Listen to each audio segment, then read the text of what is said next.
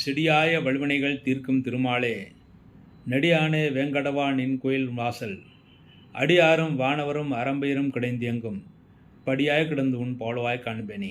உலகெங்கும் இருக்கின்ற சீனிவாசன் டிவி நேயர்களுக்கு என்னுடைய பணிவான வணக்கங்கள்.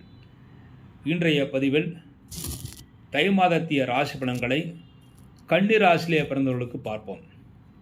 கன்னி ராசியிலே பிறந்தவர்களுக்கு, அதாவது உத்திரம் 2, 3, 4 பாதங்கள், ஹஸ்தம், சித்திரை 1, 2 பாதங்களில் பிறந்த கன்னி ராசி என்பர்களே, இந்த மாதம் உங்கள் ராசியிலே கேது பகவான் இருந்து உங்கள் ராசிநாதன் புதன் உங்கள் ராசிக்கு 4ஆம் இடத்திலே சுக்கிரன் செவ்வாய் இந்த கிரகங்களுடன் கூடியிருந்து குருவால் பார்க்கப்படுகிறார். ஆகவே இந்த மாதம் நல்ல ஞானத்தை பெறுவீர்கள், சந்தோஷத்தை அடைவீர்கள், தெய்வஸ்தலங்களுக்கு யாத்திரைகளை செய்வீர்கள், நல்ல காரியங்களை செய்வீர்கள். அதன் மூலமாக நீங்கள் சந்தோஷத்தை அடைவீர்கள். தொழில்துறையிலும் இருந்த பிரச்சனைகள் ஓரளவு நீங்குவதற்கான வாய்ப்புகள் நிறையவே இருக்கிறது. உங்கள் ராசிக்கு 2ஆம் இடத்திற்குரிய சுக்கிரன் உங்கள் ராசிக்கு 4ஆம் இடம் சஞ்சாரம் செய்கிறார். தொழில்துறையில் விருத்தி காத்திருக்கிறது, தன லாபம் காத்திருக்கிறது. விரைவில் அந்த லாபங்கள் கிடைப்பதற்கான வாய்ப்புகள் நிறையவே இருக்கிறது. குடும்பத்திலும் சுபகாரியங்கள் விரைவில் நடக்கும். அதற்கான முகாந்திரங்கள் விரைவில் உங்களுக்கு தெரியும். உங்கள் ராசிக்கு 3ஆம் இடத்திற்குரிய செவ்வாய் உங்கள் ராசிக்கு 4ஆம் இடமிருந்து குருவால் பார்க்கப்படுகிறார். ஆகவே தைரியமாக காரியங்களை செய்வீர்கள், நன்மைகளை பெறுவீர்கள். சகோதர வழியிலும் உங்களுக்கு நன்மைகளை ஏற்படுத்தி கொடுக்கும். இளைய சகோதரனுக்கு நல்ல யோகம், முன்னேற்றம் இந்த மாதம் காத்திருக்கிறது. உங்கள் ராசிக்கு 4ஆம் இடத்தில் புதன், செவ்வாய், சுக்கிரன் ஆகிய கிரகங்கள் இருப்பது மாணவர்கள் நல்ல மதிப்பெண்களை பெறுவார்கள், சந்தோஷத்தை அடைவார்கள் என்பது நிச்சயம். 5ஆம் இடத்தில் சூரியன் சஞ்சாரம் செய்கிறார். ஆகவே இந்த மாதம் உடல் உஷ்ணம் அடைவதற்கான வாய்ப்புகள் இருக்குது. காரமான பொருட்களை சாப்பிடுவதை தவிர்த்து விடுவது நல்லது. முக்கியமாக ஏற்கனவே அல்சர் நோயினால் பாதிக்கப்பட்டவர்கள் சிறிது எச்சரிக்கையாக இருக்க வேண்டும். இந்த மாதம் பூர்வ புண்ணிய சொத்துக்களை பற்றி சிறிது பேசாமல் இருப்பது நல்லது. என்றால் உங்கள் ராசிக்கு பூர்வ புண்ணிய ஸ்தானமான 5ஆம் இடம் விரையாதிபதி அமர்ந்திருக்கிறார். ஆகவே அதை பற்றி தற்சமயம் பேசாமல் இருப்பது நல்லது. குழந்தைகளின் ஆரோக்கியத்திலும் சிறிது அக்கறை தேவை. குழந்தைகளுக்கும் சிறு சிறு உடல்பாதைகள் ஏற்பட்டு பிறகு சரியாகும். உங்கள் ராசிக்கு 6ஆம் இடத்தில் சனி பகவான் இருப்பது தொழில்துறையில் பழைய பாக்கிகள் வசூலாகும். அதன் மூலமாக சந்தோஷத்தை அடைவீர்கள். 7ஆம் இடத்தில் ராகு பகவான் இருந்து குரு 8ஆம் இடத்தில் சஞ்சாரம் செய்தனால் மனைவிக்கும் உங்களுக்கும் சிறு சிறு கருத்து வேற்றுமைகள் ஏற்பட்டு பிறகு சரியாகும். மனைவியின் ஆரோக்கியத்தில் மிகுந்த அக்கறை தேவை. மனைவிக்கு சிறு உடல்பாதைகள் என்றாலும் உடனடியாக மருத்துவரிடம் காண்பிப்பது நல்லது. மனைவி உங்கள் மீது கோபத்துடன் இருப்பார்கள். சிறிது அனுசரித்து செல்வதே மிகவும் சிறப்பானது. உங்கள் ராசிக்கு 8ஆம் இடத்தில் குருவான் சஞ்சாரம் செய்கிறார். ஆகவே உங்களுக்கு உடல் உஷ்ணமடைவதற்கான வாய்ப்புகள், அஜீரண கோளாறுகள் ஏற்படுவதற்கான வாய்ப்புகள் இருக்கிறது. மேலும் 8ஆம் இடத்தில் குருவான் இருப்பதனால் பண விஷயத்தில் எச்சரிக்கை தேவை. மற்றவர்களுக்கு இந்த மாதம் கடன் கொடுப்பதை தவிர்த்து விட வேண்டும். மேலும் மற்றவர்களுக்கு ஜாமீன் போடுவதையும் தவிர்த்து விட வேண்டும். அவ்வாறு ஜாமீன் போட்டால் அந்த பணத்தை நீங்கள் கட்ட வேண்டிய சூழ்நிலைகள் உருவாகும். உங்கள் ராசிக்கு 9ஆம் இடத்திற்குரிய சுக்கிரன் உங்கள் ராசிக்கு 4ஆம் இடம் சஞ்சாரம் செய்கிறார். ஆகவே தந்தையின் ஆரோக்கியத்தின் இந்த குறைபாடுகள் நீங்கும். தாயின் ஆரோக்கியம் ஓரளவு நன்றாகவே இருக்கும். உங்கள் ராசிக்கு 10ஆம் இடத்திற்குரிய புதன் உங்கள் ராசிக்கு 4ஆம் இடம் சஞ்சாரம் செய்கிறார். தொழில்துறையை புதிய முயற்சிகளை செய்யலாம். ஆனால் பண விஷயத்தில் மாத்திரம் சிறிது எச்சரிக்கை தேவை. தொழில்துறையில் அலைச்சல் இருந்தாலும் இனிமேல் ஓரளவு வளர்ச்சி உங்களுக்கு காத்திருக்கிறது. லாபஸ்தானத்துக்கு சூரியனுடைய பார்வை இருக்கிறது. தன லாபம் கிடைக்கும். ஆனால் எச்சரிக்கையுடன் பண விஷயத்தில் சிறிது எச்சரிக்கை இருக்க வேண்டும். விரையாதிபதியான சூரியன் உங்கள் ராசிக்கு 5ஆம் இடம் இருக்கிறது. குழந்தைகளுடைய ஆரோக்கியத்திற்காக, குழந்தைகளுடைய படிப்புக்காக, குழந்தைகளுடைய முன்னேற்றத்துக்காக இந்த மாதம் செலவுகள் செய்ய வேண்டியிருக்கும். அதற்குரிய வருமானத்தை நீங்கள் நிச்சயமாக பெறுவீர்கள். இந்த மாதம் நீங்கள் செய்ய வேண்டிய பரிகாரம், கன்னி ராசியிலே பிறந்து உத்திரம் 2, 3, 4 பாதங்களில் பிறந்தவர்கள் ஜனவரி 30 செவ்வாய்க்கிழமை என்று அங்காரக சதுர்த்தி அன்றைய தினத்திலே உங்களுக்கு தொழில்துறையிலே பிரச்சனைகள் இருந்தாலும், பூமி விஷயத்திலே பிரச்சனைகள் இருந்தாலும், ஆரோக்கிய பிரச்சனைகள் இருந்தாலும் அன்றைய தினம் செவ்வாய்க்கிழமை சதுர்த்தி சேருவதனால் காலை நேரத்திலே விநாயகருக்கு நெய் விளக்கு அல்லது நல்லெண்ணெய் விளக்கு வைத்து மாலை கொடுத்து தேங்காய் பழம் கொடுத்து பூஜை செய்துவிட்டு வருவது நல்லது. அதன் மூலமாக நன்மைகளை பெறுவீர்கள். ஹஸ்தம் நட்சத்திரத்தில் பிறந்தவர்கள் ஜனவரி 31 புதன்கிழமை என்று பெருமாள் கோயில்களுக்கு சென்று பெருமாளை வழிபாடு செய்து மிகவும் சிறப்பானது. முக்கியமாக அன்றைய தினம் கூரத்தாழ்வார் திருநட்சத்திரம். தை மாதம் ஹஸ்தம் நட்சத்திரத்தில் கூரத்தாழ்வார் பிறந்தார் என்று இருக்கிறது. கூரத்தாழ்வார் என்பவர் ராமானுஜருடைய பிரதான சீடராக இருந்தவர். ராமானுஜருக்காக 2 கண்களையே இழந்தவர். ஆகவே அன்றைய தினம் பெருமாள் கோயிலுக்கு சென்று ஆழ்வார் ஆச்சார்கள் சந்நிதியில் இருக்கின்ற ராமானுஜரையும் கூரத்தாழ்வாரையும் வணங்கிவிட்டு அதன் பிறகு பெருமாளை வணங்க வேண்டும். அதன் மூலமாக தோஷங்கள் விலகி நன்மைகளை ஏற்படுத்தி கொடுக்கும். அடுத்து சித்திரை 1, 2 பாதங்களை பிறந்தவர்கள் பிப்ரவரி 1 வியாழக்கிழமை அன்றைய தினம் சித்திரை நட்சத்திரம் அன்றைய தினம் சஷ்டி விரதம் இருந்து கந்த சஷ்டி கவசம் படித்து முருகப்பெருமானை வணங்குவது மிகவும் சிறப்பானது. அன்றைய தினம் முருகப்பெருமானை வணங்கினால் குழந்தை பாக்கியம் இல்லாத கன்னிராசியிலே பிறந்து சித்திரை 1, 2 பாதங்களை பிறந்தவர்களுக்கு விரைவில் குழந்தை பாக்கியம் கிடைக்கும்.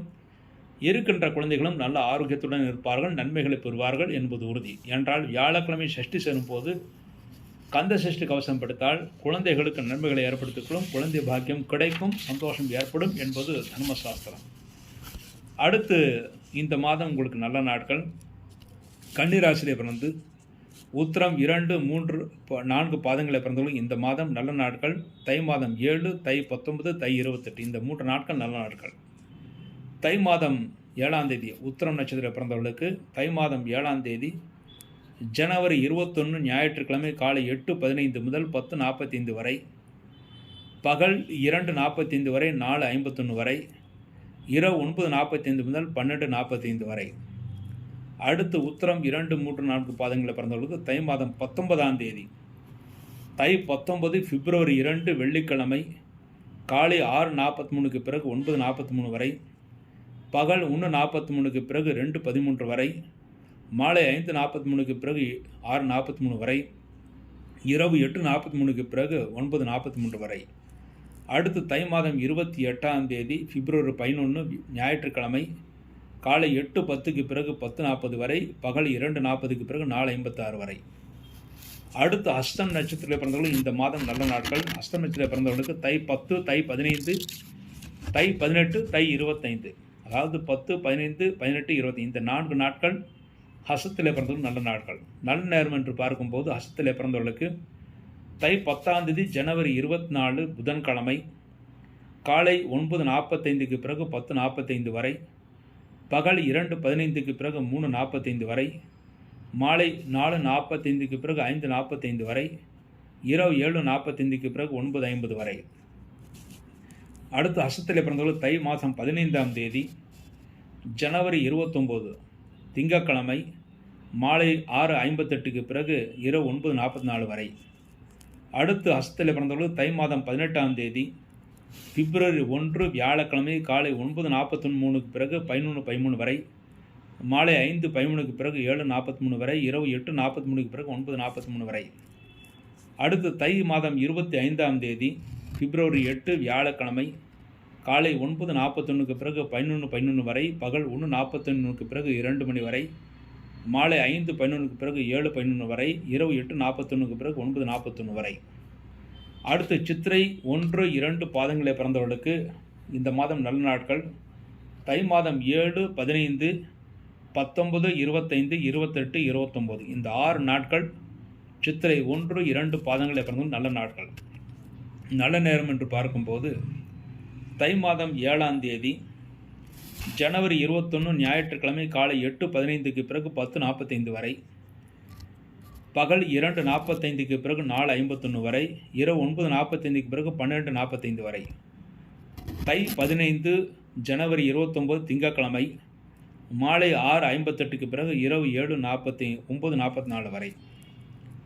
அடுத்து தை மாதம் 19ஆம் தேதி பிப்ரவரி 2 வெள்ளிக்கிழமை காலை 6:43க்கு பிறகு 9:43 வரை, பகல் 1:41க்கு பிறகு 2:13 வரை, மாலை 5:43க்கு பிறகு 6:43 வரை, இரவு 8:43க்கு பிறகு 9:43 வரை.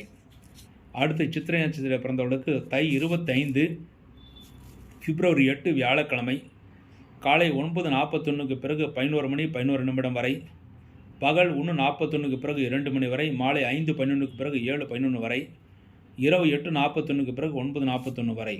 அடுத்து சித்திரை 1, 2 பாதங்களை பிறந்தவர்களுக்கு தை மாதம் 28ஆம் தேதி பிப்ரவரி 11 ஞாயிற்றுக்கிழமை காலை 8:10க்கு பிறகு 10:40 வரை, பகல் 2:40க்கு பிறகு 4:56 வரை.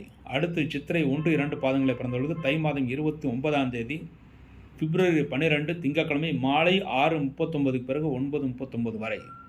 இந்த நாட்களில் நீங்கள் செய்யக்கூடிய அனைத்து காரியங்களும் வெற்றியும் முன்னேற்றத்தையும் சந்தோஷம் ஏற்படுத்தி கொடுக்கும் என்பது நிச்சயம். இந்த நேரங்கள் எல்லாம் சூரிய உதயத்திற்கும் அஸ்தமனத்திற்கும் இடைப்பட்ட காலங்களில் அந்த 2 நேரங்களையும் அனுசரித்து துல்லியமாக கணிக்கப்பட்ட சுபஹோரை நேரங்கள். நல்ல நாட்களே நல்ல ஹோரையிலே நீங்கள் செய்யக்கூடிய காரியங்கள் வெற்றி ஏற்படுத்தி கொடுக்கும். அதன்படி இந்த நாட்களே நீங்கள் எந்த காரியங்கள் செய்தாலும் நிச்சய வெற்றி உங்களுக்கு காத்திருக்கிறது. அதன் மூலமாக சந்தோஷமும் உங்களுக்கு காத்திருக்கிறது. நினைத்த காரியங்களை நீங்கள் வெற்றி பெற முடியும். இந்தந்த நாட்களில் இந்தந்த நேரங்களில் செய்யுங்கள், நிச்சய வெற்றி உங்களுக்கு காத்திருக்கிறது. இந்த நிகழ்ச்சி பிடித்திருந்தால் உங்களுடைய நண்பர்களுக்கும் உறவினர்களுக்கும் ஷேர் செய்வது மிகவும் சிறப்பானது. ஏனென்றால் இந்த நிகழ்ச்சியை நிறைய பேர் பார்த்தால்தான் நமக்கும் ஒரு நிறைய நிகழ்ச்சிகளை கொடுக்க வேண்டும் என்று அந்த எண்ணம் தோன்றி நிறைய நிகழ்ச்சிகளை நல்ல நிகழ்ச்சிகளை கொடுக்க முடியும். அடுத்து அடுத்த வருஷத்துடைய சீனிவாசன் பஞ்சாங்கம், சுப முகூர்த்த நாட்கள், இந்த 2 பஞ்சாங்கங்களும் வந்துவிட்டது. பெரிய பஞ்சாங்கம் 2, சிறிய பஞ்சாங்கம் 2 வந்துவிட்டது. மேலும் புதிதாக ஒரு புத்தகம் எழுதியிருக்கிறோம், சர்வ முகூர்த்த நாடி என்று சொல்லக்கூடிய புத்தகம். இந்த சர்வ முகூர்த்த நாடியில் என்ன விஷயங்கள் என்றால், ஒவ்வொரு காரியமும் எந்த நேரத்தில் செய்ய வேண்டும், எந்த நேரத்தில் செய்யக்கூடாது, அது தர்மசாஸ்திரங்கள் என்ன சொல்லியிருக்கிறது, ஜோதிட சாஸ்திரம் என்ன சொல்லியிருக்கிறது என்று தர்மசாஸ்திரம் ஜோதிட சாஸ்திரம் இணைந்து எழுதப்பட்ட அந்த புத்தகம் மிக மிக அரிதான புத்தகம்.